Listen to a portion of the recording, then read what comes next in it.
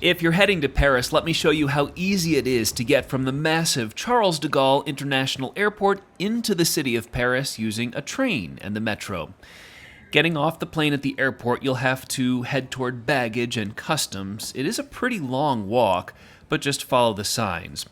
This is the emptiest I've ever seen the passport control area. Many other times I've landed and spent an hour or more waiting in long lines snaking through this area, so you never really know what you're going to expect when you arrive. Now, you can't record the actual passport check, but just follow the signs for non-European Union passport holders, if you're an American, to get through.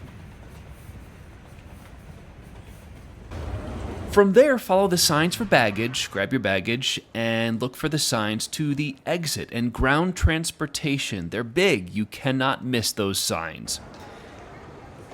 Start looking for the word Gare, G-A-R-E, for the airport train station. See it on top of the sign there? It also indicates a 10-minute walk toward the RER B train, which we will take into Paris. You'll continue following the signs until you get to this entrance.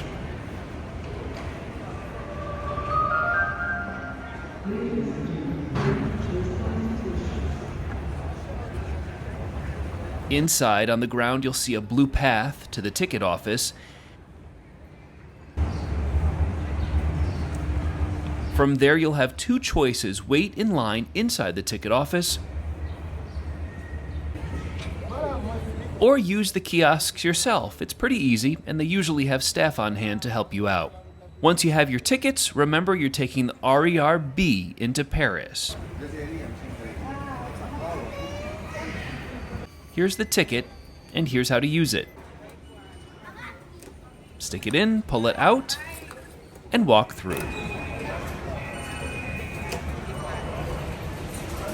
Now hold on to the ticket since you'll need it later to exit in Paris.